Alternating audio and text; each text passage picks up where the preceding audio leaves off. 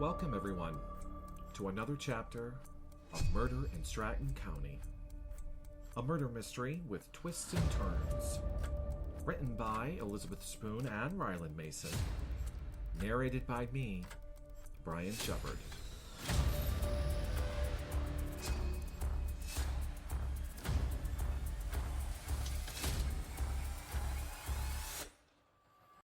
Chapter 14, Funeral. It was early Monday morning. Deputy Marks sat at his desk with his feet up. He was tired and leaned back in his chair, closing his eyes. When, all of a sudden, the main doors burst open, causing a breeze to reach the inside of the station, papers strewn all over his desk. A very tall man stood in the doorway and seemed to be out of breath, noticing how heavy he was breathing. Whoever said that was a scenic drive was smoking something. Oh, and this one traffic light crap. I sat there for 10 minutes, waiting for it to change. Mind you, there's no one around, he said, looking right at the deputy. Can I help you, sir? Marks asked, trying to calm the guy down. Yes, you can. I'm trying to find Dr. Jordan Prescott. I would have called, yet the mountain pass has no signal.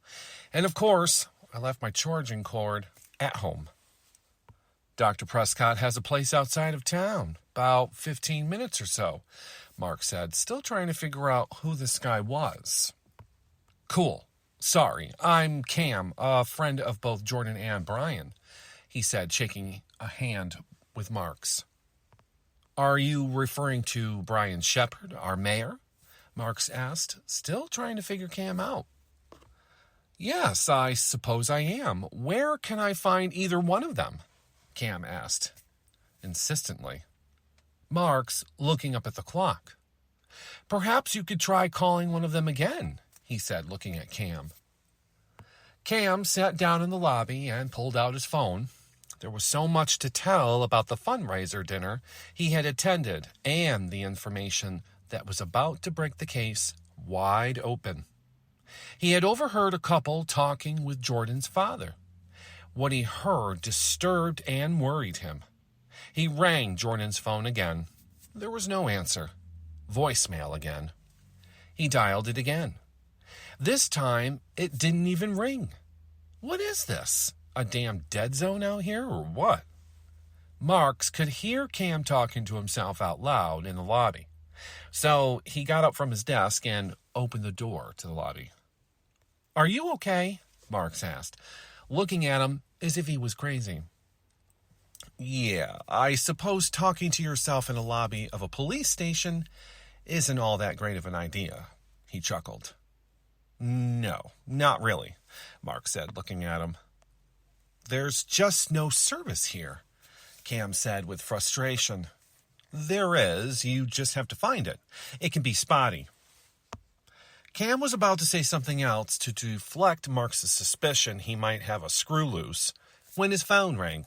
It was Jordan calling. Finally. Hello? Hello, Cam yelled into the phone. Me?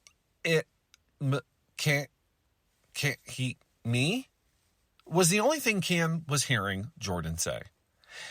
I can't hear you, Cam yelled into the phone.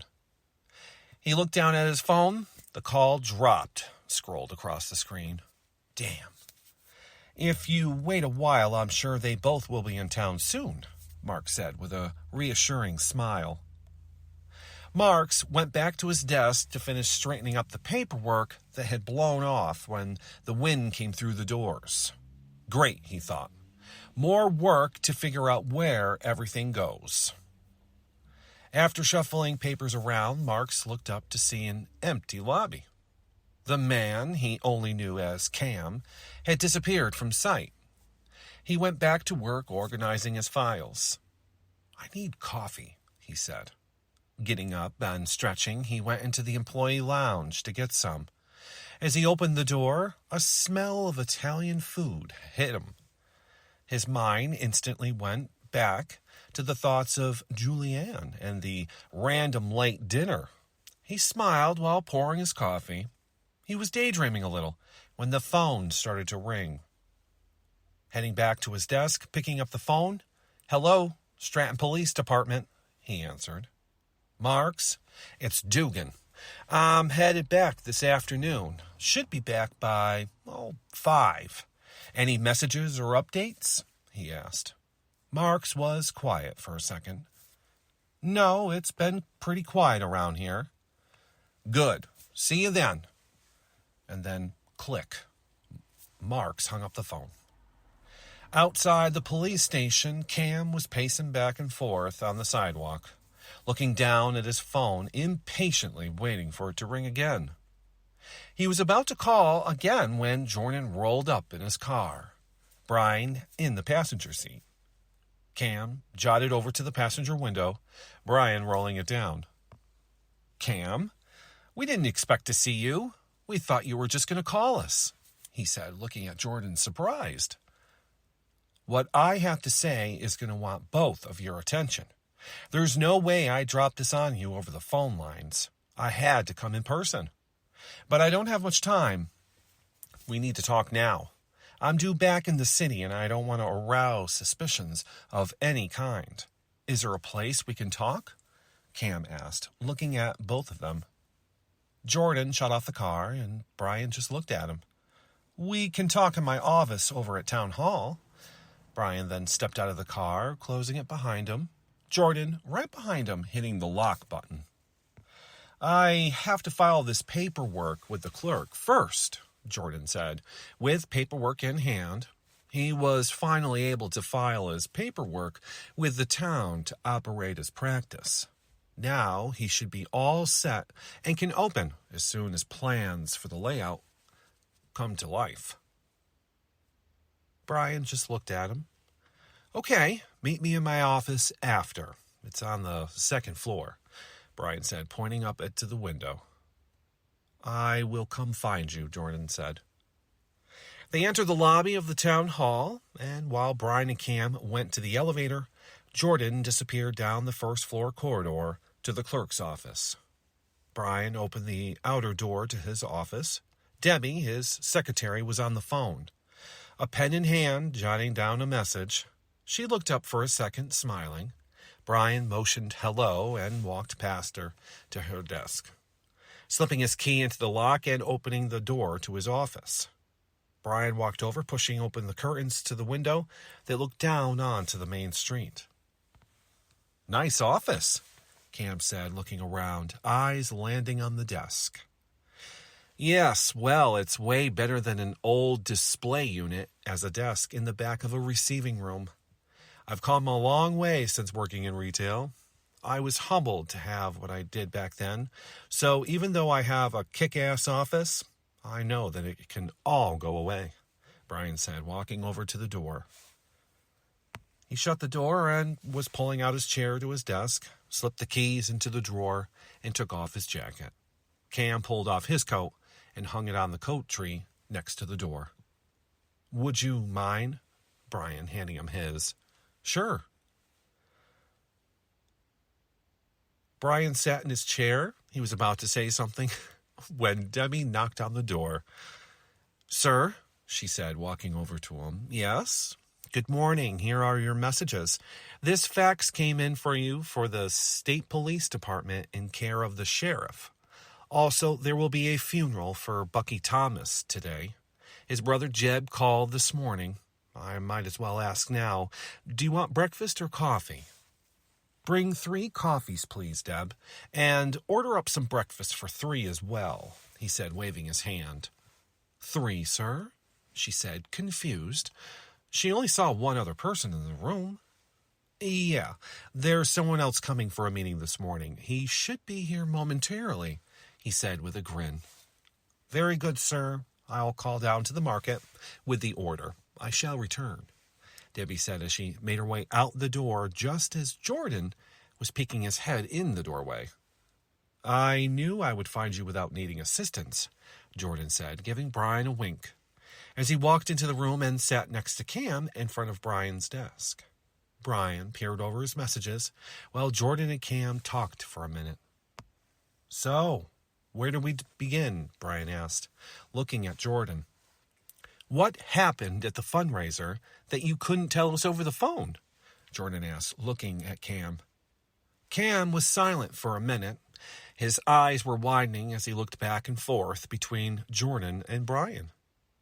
Brian was now sitting on the arm of Jordan's chair, with Jordan's arm around Brian's waist. Are you two dating? Cam blurted out with a grin. This had Brian looking at Jordan with the same look. Are they dating? They certainly have been spending a lot of time together, among the fact that there was something there which made everything feel right. So, yes, this would be considered dating. Jordan was the first to speak up. I would like to think that our mutual affection towards each other is making its own path, that we are following, just at our own pace, Jordan said, looking into Brian's blue eyes, which were like the vast ocean. I completely agree, Brian said with a smile on his face, which seemed to earn him a kiss. A real first kiss. Maybe this sealed the deal after all. We have bad crap to talk about. Kissy later, Cam said, pointing between the two of them. A quick knock had Debbie entering in with coffee and breakfast for the three of them. Crap. Hold on, I forgot something in my car, Cam said as he headed out of the office and back outside to his car. Walking back in, Cam placed a brown bag on the side table next to Brian. A gift for you, as I know you don't have a Starbucks around here, Cam said with a smile. Brian looked down at the bag, which must have had a nice piece of... Wait, this could be a trick. He wouldn't. Then again, I wouldn't put it past him, Brian thought to himself, picking up the bag. No, it's not that. You're safe, Cam said, sighing. Jordan just looked between the two of them, looking confused. What the hell is in the bag? Yes, my day just got a whole lot better. Thanks, Cam, Brian said, taking a nice slab of lemon loaf with icing out of the bag. Shit. Why do they always have to put the damn thing upside down in the bag? You lose the icing, Brian said, grumbling. Now that everyone had eaten and was finishing up with coffee, Cam began to tell them what had happened the night of the fundraiser. Cam stated that he had overheard two men talking in an office on the same floor as the bathroom that Cam just happened to get lost trying to find. One man talked about how he had sent people to the town to watch. Then the other guy said something about a maid dying. Lastly, he heard, "It's time." Hearing that part had Brian looking worried. Cam continued saying that the last part had him worried something devious was about either to happen or being planned. He waited for the two men to leave the office before slipping out the back stairway to the parking garage, calling his mom to let her know that he was not coming to dinner, just to then have her offer him to pick something up, doing what she called curbside pickup. She would make the plate to go. Please tell me you didn't take the food, Jordan asked. Do you want a Mad Monica? Brian, laughing, asked Jordan. Cam wasn't in the mood to eat after hearing what he had heard. It spooked him. Don't worry, the deer loved it, Cam said, laughing, hoping his mother was not listening somewhere. Brian, if I were you, I would make a call to the sheriff letting him know this new information. Something is bound to happen. And of course, at the worst time, Jordan said with a very concerned look. I would, but Dugan is still out of town for Malloy's funeral. He won't be back till later today, Brian said, now remembering the look Jordan was still giving. This is the same look that Brian saw when Jordan was at his place the morning of the gun mishap. Brian saw and felt worry, panic, and concern. Now he was feeling like he was being protected by Jordan. An all too new feeling. Brian felt grateful, almost loved, cared for. Jordan just looked at Cam. Maybe you should consider staying here in Stratton, just for tonight, Cam. You can stay with us. There's strength in numbers.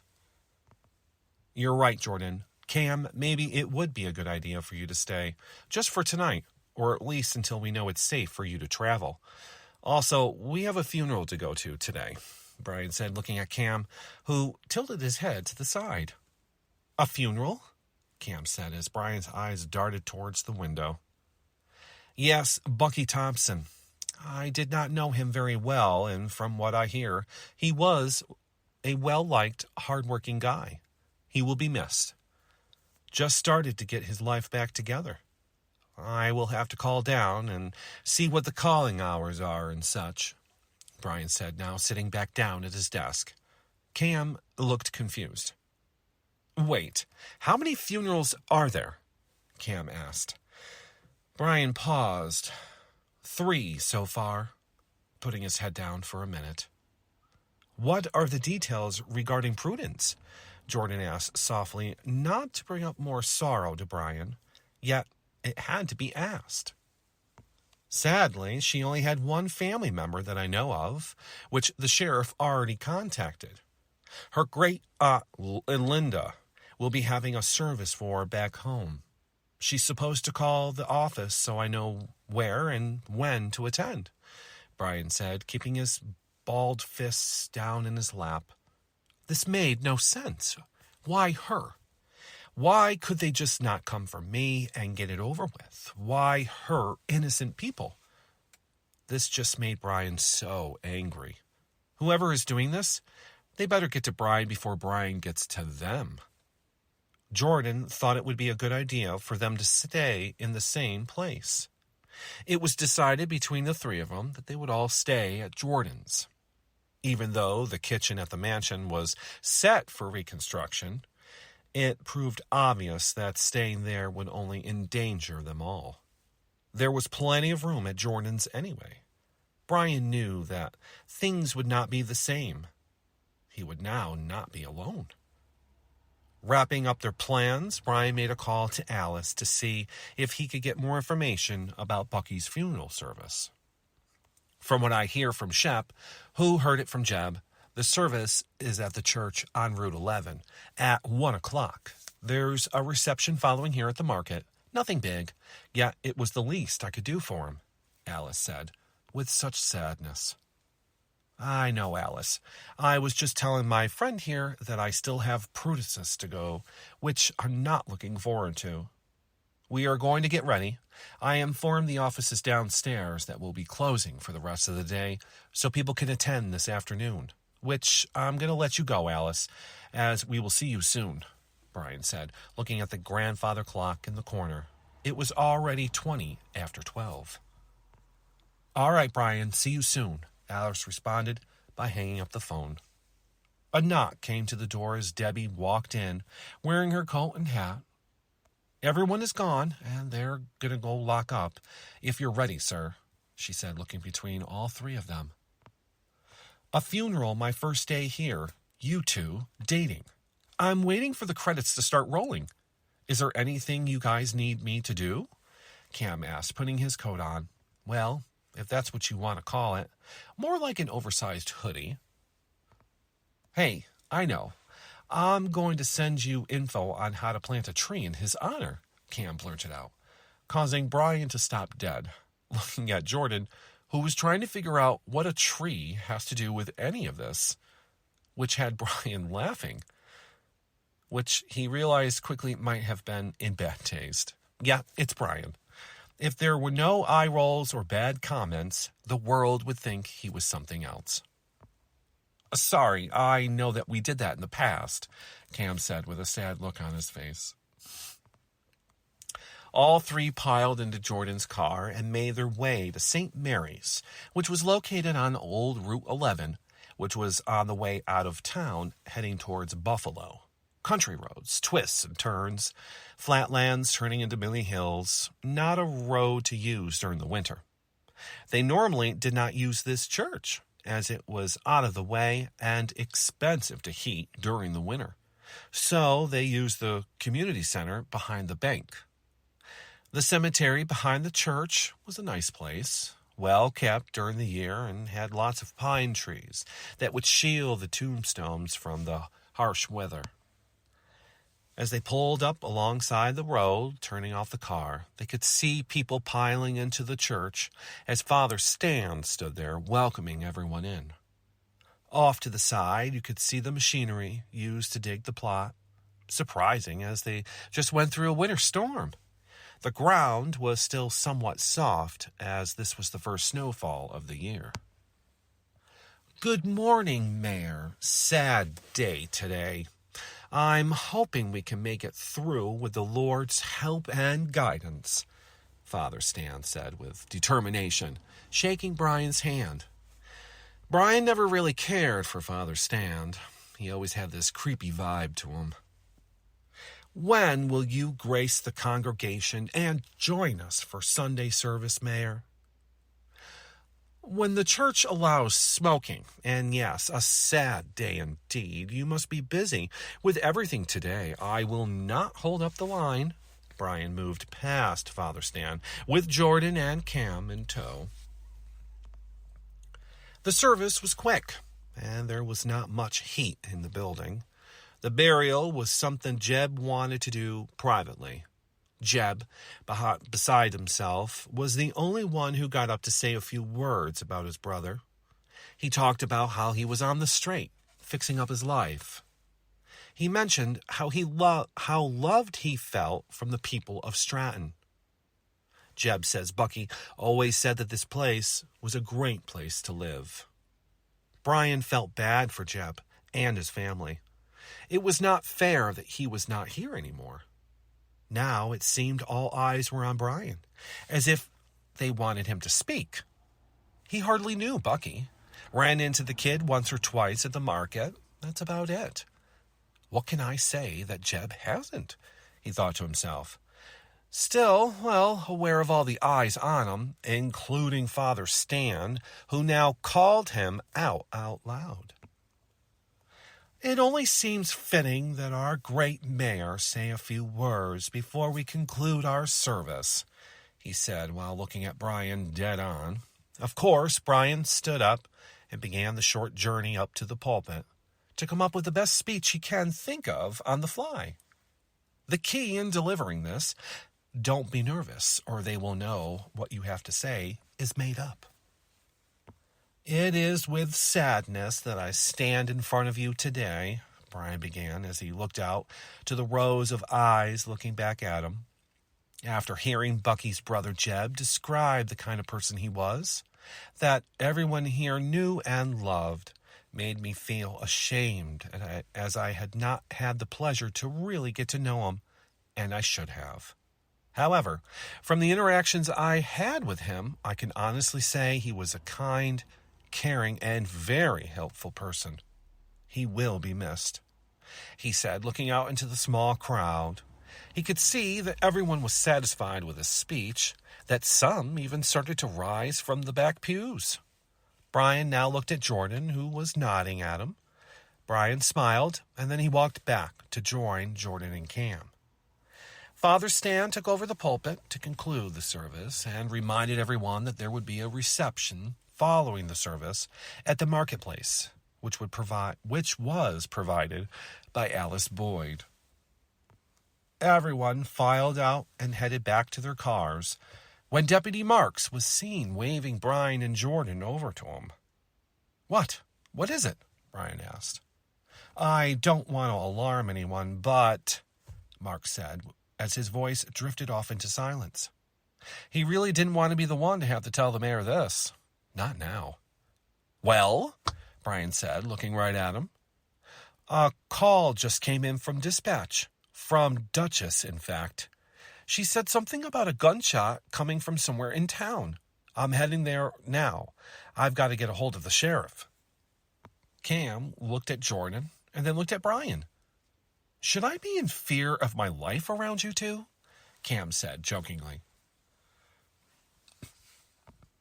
Alice happened to be parked in front of Jordan's car and overheard what the deputy had said. "Shots?" Alice said as her eyes widened looking at Brian. Brian turned and looked at her.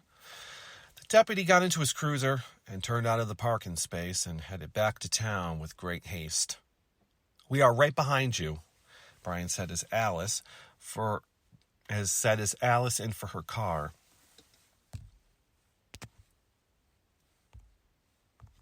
All right, I'm going to take a quick break right there and say hello to everyone. I haven't said hello in a while. Here we are with Chapter 14. We only have about, I believe, 2 more chapters to go in Murder of Stratton County, which will finish up Book 1.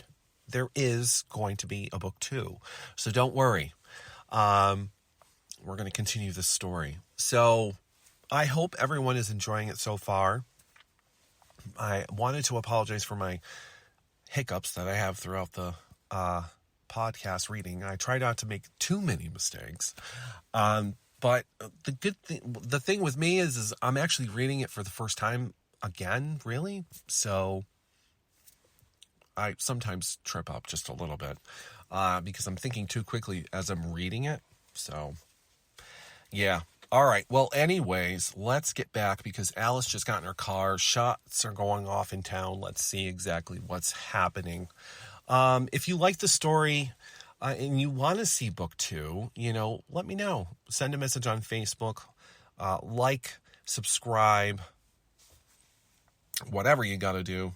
You can just send me a message.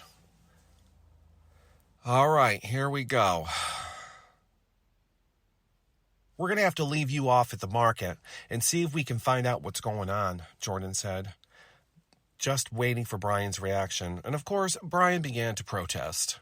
No, Cam said, putting a hand on Brian's shoulder. It's safer if we go and you're with a crowd of people, Cam said, which now had Jordan looking at Brian. Great. Well, protest over. Jordan rolled down his window and shouted to Alice. Alice, can we make sure people stay inside the market until you hear from Marks? I'm sure Shep can keep everyone busy until we get back. Sure thing, Alice said. Making their way to town, which was only about a 10-minute ride, it seemed to take forever. What were they going to be walking into this time? Was there a killer in town or just waiting for them to show up? What about Jordan, Cam, the townspeople? Brian needed to do something so no one else in town fell victim. Marks was the first one on the scene, as he was still waiting for the sheriff to return to town. When Marks stopped to talk to Duchess, she said the gunshots sounded like it came from behind Town Hall. Getting out of his cruiser, Marks started by scoping out the side and back of the building. Town Hall was closed due to the funeral, so he knows that no one should be inside. When he saw a black, rusted sedan parked in front of the dumpster still running. The vehicle had Massachusetts plates. The driver door was open. And you could see another set of tire marks in the snow that pulled up behind this car. A trail of footprints going from the car to the back to the driver's side of the sedan. Yet it seems to have continued on as if someone got out of the car. No, dragged, it looks like. Of course. The body was dragged from the car to behind the dumpster, as Marks could now see what looked like legs. Yet there were no ankles, more like cankles. Marks noticed that the person was an older female, late 60s, and not dressed for the winter weather. Maybe a tourist, someone passing through. Well, this is not good, he thought. The sheriff is going to love this. Thanks for listening to Chapter 14. Chapter 15 is coming. Just the beginning. Ooh, I can't wait to read that one. Thanks, guys.